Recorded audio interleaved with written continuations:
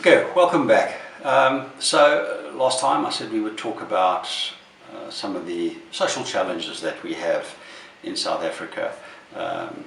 Jobs, probably one of the biggest challenges that we have, and just got a lot bigger.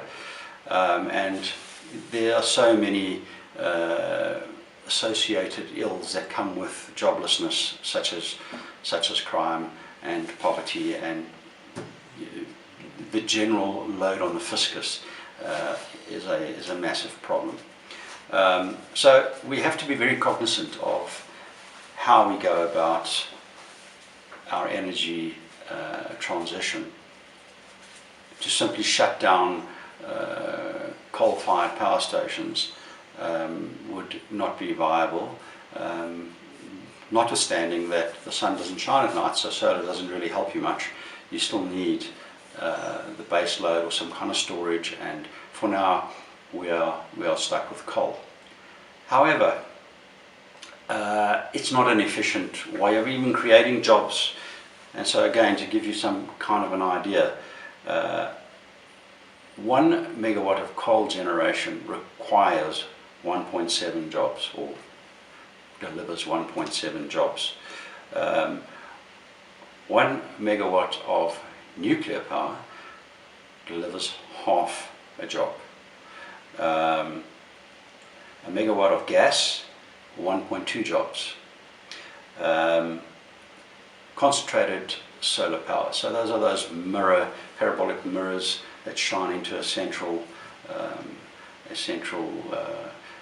energy storage device, 5.9 jobs, so a lot better than coal.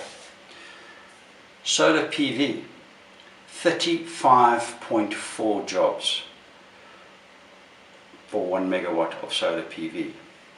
Now one can imagine deploying that solar, managing it, operating it, cleaning it,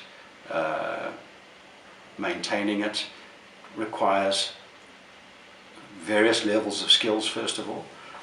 A lot of those skills and a lot of those solar farms, the big solar farms, are in the rural areas. That's where we need the jobs as well. So this kind of makes a lot of sense. We, as I said in the last episode, we really don't want to be wasting water anymore. So the move away from water-hungry technologies towards solar PV is certainly very, very critical for us. Further to this, if you think about it, if the government were to really release the restrictions on power generation, and they have a program called the Small Scale Embedded Generation Program, and that refers to anything below 1 megawatt.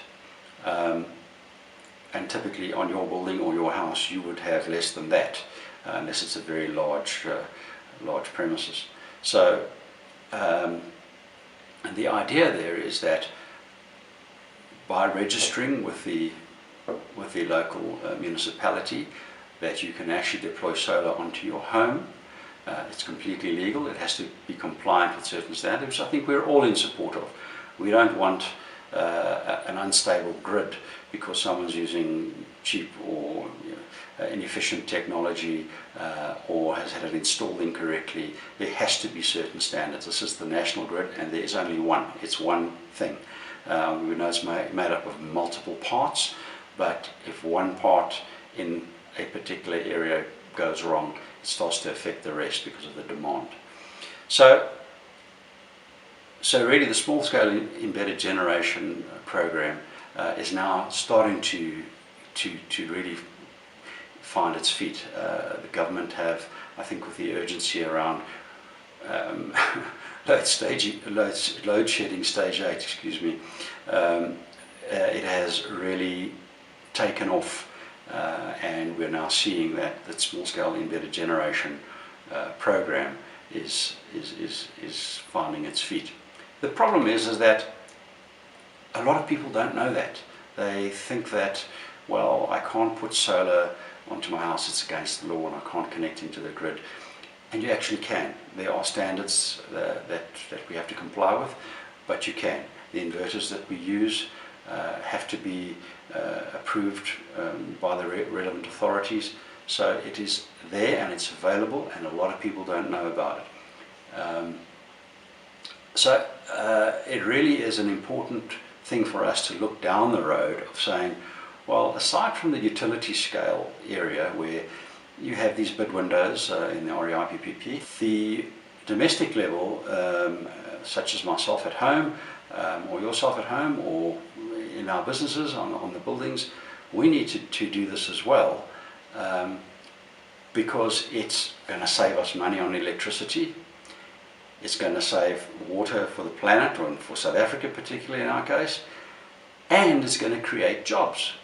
So, I mean, I have a vision that if we were to all start embracing solar as a mechanism of generating at least some of our power, that it would create a lot of jobs for people in your area,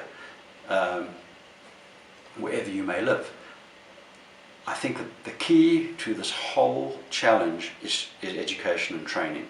There's various levels of people you need, from people who can literally pick up and carry solar panels to people who can engineer and design a solar system that performs to the various specifications and complies with the regulations. So, you know, there's space for everybody in this food chain. But if you think about DSTV, how prolific it is, it's been a great success. I'm always fascinated when you drive past informal settlements. Some of the smallest little houses have DSTV dishes. So it kind of occurs to me that we should have solar everywhere, because everyone needs electricity, so there should be solar everywhere. And if we were to adopt the DSTV model, where you have these small installers, 2-3 man teams, that actually go out and deploy the solar and the inverters and whatnot into your home, as they do with DSTV, but obviously being properly trained and properly certified, suddenly it would make it a lot easier and a lot less complex to actually get that technology and start using that technology. But it needs to be accepted as being almost a normal thing that I've got the solar guys coming in to install today. We obviously do a lot of that, but it's on a small scale. We need to do this on a big scale for South Africa, for the reasons I've mentioned, to create the jobs and to create the savings of water that we spoke about, and to use our wonderful sunshine. It's bizarre that if I look at European countries who have pretty much 4 hours of sunlight on average, we've got 6.2. It's insane that we don't do more with the solar power. So that is really my piece on jobs and the opportunities. So if someone's listening who has more developed ideas on my ideas, please, I'd be very keen to hear them. Thanks very much for watching.